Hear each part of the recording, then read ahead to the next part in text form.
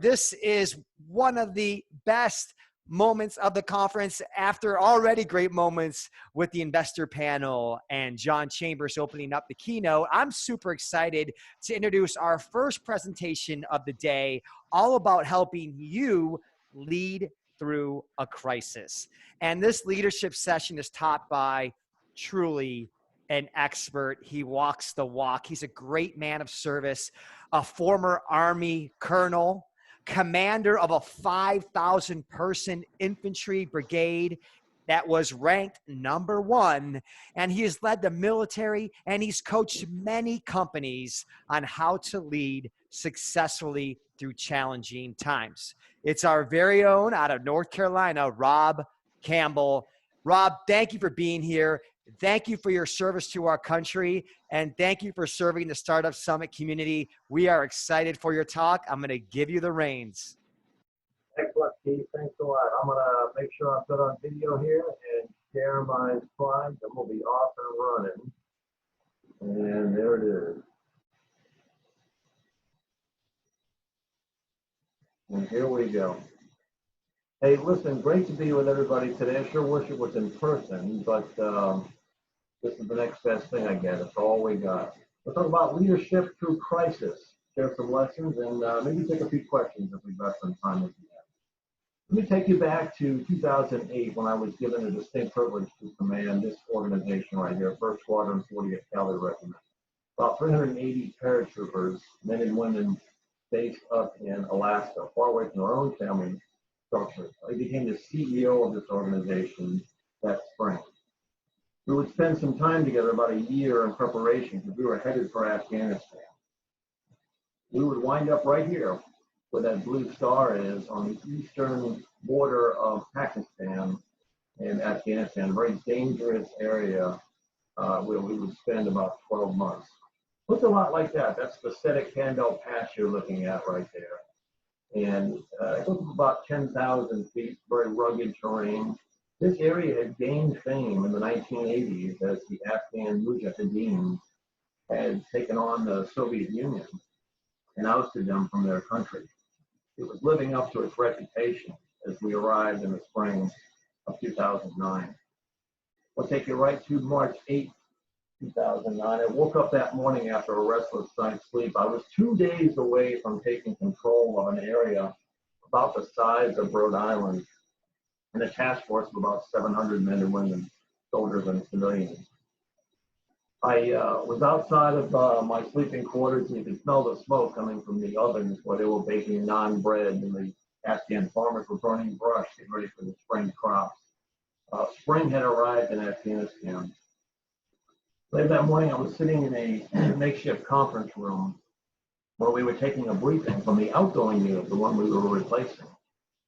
And all of a sudden, a young officer dashed through the door and whispered into the ear of the senior commander. He followed by looking at me with a look of horror on his face and said, "Rob, you need to get into the TOC. That's the Tactical Operations Center, the hub of all activity in a combat zone." I was a combat veteran at this point. I'd served in Iraq already, and I knew the look on his face meant bad news. My blood ran cold, I almost froze in place, but I jumped up, moved down the narrow hallway, and went into the operations center, which was a flurry of activity. Everybody doing their jobs for a unit that was in contact. I found a watch officer and gave me a good briefing who told me that a unit had been hit by an IED, improvised explosive device, and a soldier had been killed. My soldier, Private First Class Patrick A. Devo from New York State. Devo, we called him. He wasn't your typical soldier. He was an older guy. He joined at the age of 27, and a lot of his squad mates were not even in their 20s yet. They called him the daddy of the squad. He'd get up early and make coffee for his teammates. You know, he was the older guy, so he was always the one offering advice and bringing some maturity into his organization. Loved by all, just a guy that would do anything for you. Patrick A. Devo. I froze in place when I learned the news of his death. Mind you, I hadn't taken control yet. We were on the front end of a 12-month tour in Afghanistan, and already tragedy had struck. I had to do a lot of things that day. I had to reach out to my unit. I had to reach out to my family back home in Alaska. my unit depended on me quite a bit. It was an organization in crisis, much about what we're talking about today. Hey, Rob. Yes. Hey, sorry, this is Keith. I want to help you and the guest today with your audio. If you could do us a favor and please talk closer to the mic or talk louder. We're getting not a very good audio signal, but I believe by talking closer to the mic or talking a little louder, it could help. Thank you very much. All right, you got it. I hope this is a little better. So I want to talk about the improvised explosive device because it'll inform our discussion today. It was the weapon of choice from our enemy in Iraq and Afghanistan. It was what killed most of the soldiers in both of those wars. And so it was our crisis, and we knew it would come. We didn't know when and where, but we knew it would come. So as an organization, as an institution, we stepped back from that and looked at the IED from a wider perspective, akin perhaps to working on your business instead of just in your business. So we stepped away from the boom, the actual crisis, and we looked left and right of the boom to see the IED from a wider perspective. I'll move on to optimism in crisis because that morning on March 8, 2009, my unit needed this from me. You know, this is in keeping with the spirit of this summit, but there is optimism, even in the darkest times. You got to seek it. So you can see the definition I've laid out there for your authentic yet positive approach to influencing and inspiring people. And that's what you're trying to do, is influence, inspire, even in the darkest moments. But optimism is a choice. You can choose when crisis hits to let it consume you and own you, get emotional and toxic perhaps. Or you can bring in optimism. You can attempt to be and try and give to your unit a sense of calm and reassurance and even inspiration.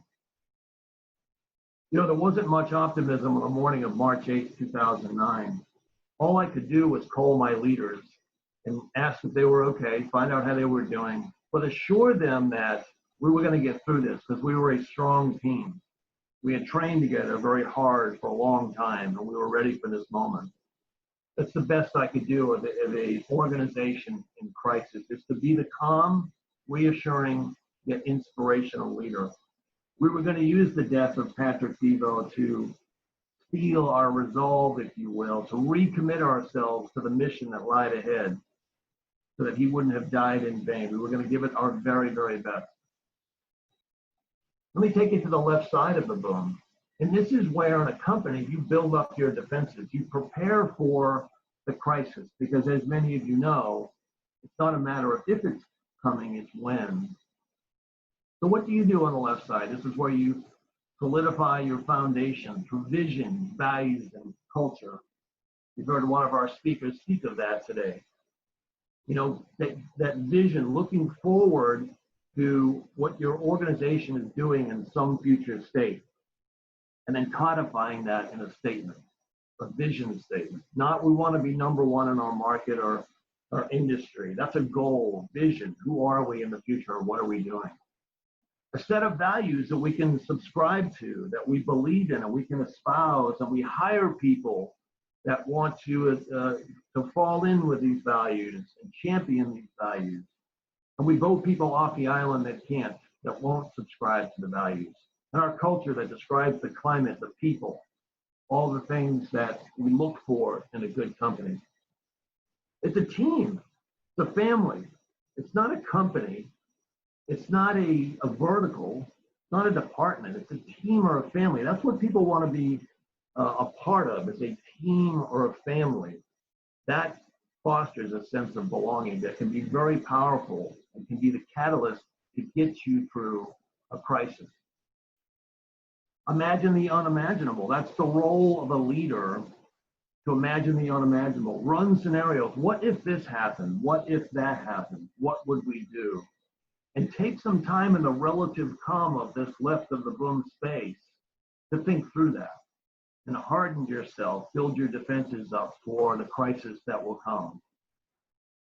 Describe the impacts to your business and its people, then build your defense. How would this impact our revenue? How would this impact payroll? How would this impact all kinds of other things? And then what can we do to overcome that? How can we be flexible? Identify and manage risk. There's lots of risks out there. Certainly right now, risks to the health of our people, risks to revenue, risks to market share, risks to investors, all kinds of risks out there. But the start point is identifying them and then figuring out what kind of mitigators you can put in place to overcome that or to lessen the risk, because it won't go away. And then lastly is adapt. From this time that you've spent on the left side of a crisis, make the adjustments that you need to make. Maybe it's a diversification of your product line or service that will allow you to weather the storm. Here's the boom. This is when crisis occurs. And the leader's role is to communicate, assess, and act. Just like that. It's not a time for a leader to freeze in place. It's not a time for a leader to get emotional and let the crisis consume them. It's a time to communicate. It's a time for transparency and vulnerability.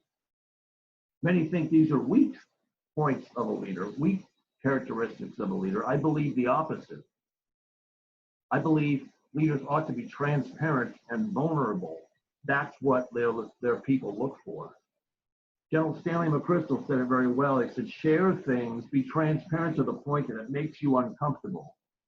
Then you know you've probably got it right. Vulnerability looks something like, listen, I don't have all the answers, teammates. I need you. I need your help in this. We need to come together as a team and a family. You've got to communicate constantly. It's not just a one and done. Okay, the crisis happened. This is what we're doing. It's constant. And during the crisis, when it's at its peak, you ought to be doing that frequently, multiple times a day, certainly every day to your team. Share what you know and don't know. You don't know everything, and your people don't expect you to know everything, but you ought to share what you don't know. Hey, team, this crisis has just hit us. I know these two things, but there's a bunch that I don't know, and I'm going to ask for us to come together, put our heads together, and help navigate this. Form a crisis action team. Your finance people, sales, marketing, HR maybe, get together on a small team to really analyze what is the crisis, define it for your organization, and figure out how you get through it. Take action, go on the offense. Crisis, leaders should never let a crisis define them or consume them. Organizations and leaders ought to go on the offense. You think about the restaurant industry right now. Okay, our customers can't come to us. So we're now going to them. So the waiters and waitresses become delivery people. The chefs prepare the meal for transit. That's going on the offense. And lastly, in this moment of crisis, strip away the restrictions and boundaries. Empower your people. Okay, maybe they get an extra budget to preserve customer relationships. Whatever it is you think you need to give them in terms of authorities, something to think about very closely as you go through the boom, the crisis. Now on the right side, reflect, learn, adapt, and lead. Many leaders and organizations turn their back on the crisis, close it out, put it in the past, because they don't want to return to it. It's a natural thing. It's very horrific and painful. But the best thing we can do is to return to that moment and learn from it. In the Army, we did after-action reviews. That's where we would bring leaders together and formally go over what happened, why it happened, what lessons we learned from it, and what we can do in the future to prevent it from happening again. Update your risk assessments. What are the risks? What did we learn? How can we adjust our mitigators to overcome these risks? Adapt and implement changes. When you learn things from a crisis that cause you to change things, you need to implement those changes and put them into place. Last part here is return to normal. As much as you can. People want to return to some semblance of normal. Now, you can't bring everybody together in an office building. It's not like we used to. It's not right now anyway. But maybe we can get back to our organizational rhythm when we had meetings and different things that we did. Systems and processes that we're all used to. Bring those back because people want that sense of normalcy as much as you can. Let me close out here and love to take some questions. This is the people-centric approach in the aftermath of crisis.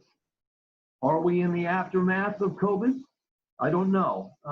Maybe we're on the downside of it. It's hard to say. But regardless, I think if you take a people-centric approach, that is putting people before everything, in terms of everything that happens, every policy that might come along, every customer that you lose, anything that impacts your organization, you think of your people first. There's that communication thing again. Very important. We communicate all the way through a crisis, before, during, and after. We've got to mitigate social distancing. It's a horrible term. I would outlaw it as a leader and use communicate and lead from a distance instead, because that ought to prompt people into action on how we do that. Communicating and leading from a distance. Daniel Coyle, in his book, The Culture Code, talks about these serendipitous collisions we have in the workplace between individuals, like in the cafeteria or before or after a meeting on a parking lot or the elevator. These are the moments where people come together, and this is where trust is formed, the relationships are built, and they're critical. But all if we're doing is Zoom sessions during our formal meetings, then we're missing that critical aspect. But you can replace that by calling somebody, FaceTiming somebody. Jim, how are you doing? Mary, how are you? I know you're homeschooling your kids. How's that going? What can we do to help? Talk to me about what's happening. Those are critical and vital for the success of an organization as it navigates crisis. Analyze risk just as you would all the way through, and then act. Make changes as you need to. And then lastly, create leader information requirements. In the Army, we call them Commander's Critical Information Requirements, or CCIR. You see, leaders can only handle so much information. Anybody can only handle so much information, but we can be buried by information in our organization. What I did is I laid out the requirements of what I needed for information so that I could steer my company, my organization better. i.e., let's say I make a threshold of if we lose 5 customers, I need to know that. Because then I might need to make a decision in terms of our finances and where we're adjusting money. Or certainly if somebody falls ill or gets COVID, I need to know that, because that might require me to make a decision. So think about what leader information requirements you have, and that can really refine things during this time of crisis when there's a lot of information passing. There it is. And this is me. I speak, train, coach. I'd love to come to your team and help you grow a leader and shore up some leadership, help you manage crisis. But that's where you can find me. I've connected with a lot of you on LinkedIn, and I will stop share. And if we have time for questions, I'd love to take some. Thank you, Rob. That was phenomenal. It's great to have a real leader who's led the military and now many companies with practical leadership advice, specifically in crisis times. No one better than you when things are hot to stay calm, cool, collected, and lead. And so I'd like to invite everyone, we have a few minutes here to put your comments or questions in the chat if you have them. And we will ask Rob Campbell here anything you'd like to learn about leadership. This is one of the best. He's also a great published author. So while we wait for any questions, I will ask Rob one here. So Rob, if you are starting a company and you're managing a small company, let's say a couple employees, and really you don't have all the answers because you're a young entrepreneur, let's say, what are the most important, like, top 1, 2, or 3 things? If you had to boil it down and say, here's the top one, the one thing that you would recommend for leadership success during this time? Yeah, great question, Keith. And so I think it's the cause, right? It's the founding of that organization. It's the why are we doing this? What's really important? Because that's where all of the energy and inspiration in a company begins. That's where it's born, right? Look at this newborn child, how beautiful, how amazing, what this new child or new company can be. So you've got to keep that, and that's what can really inspire and galvanize people, because it's going to be a difficult road ahead. But if they're behind a cause, if they're committed to it, like we were in the military, committing ourselves to our mission with our lives, maybe not to that extent, but I think that's the biggest thing is to nail down the cause, why we exist, and what good are we going to bring to our customers, our community, our clients. If you can nail that down and talk about that often and keep that alive as the organization grows and travels on its journey, you've got some real magic there, because that gets lost pretty quickly with every person that comes in. Great question. Thank you, Rob. All right, we have 1 minute, one last question. We're trying to end on time, which is right about now. But in the closing point, Rob, thank you for sharing how the importance of leadership is really to know the why. The why are you in this? What is your mission? And then, like John Chambers says, paint the vision. How do you want to look when you get through this? And then plan out the steps and communicate openly, honestly, and inspire your people. Any final words, Rob, on your last parting advice, and then how people can learn more about you? Just love your people, and then you can find me at robcampbellleadership.com or on LinkedIn. I connected with a bunch of you. I'm right here in Wilmington, and I need an excuse to get up to Raleigh and get out of the house. So thanks for having me, and good luck, everybody. Thank you, Rob Campbell, for that talk on leadership. Great to have you here. Check out Rob Campbell. He's on LinkedIn. He's a great guy, and he's always willing to help like he did today. Thank you for your service, Rob Campbell.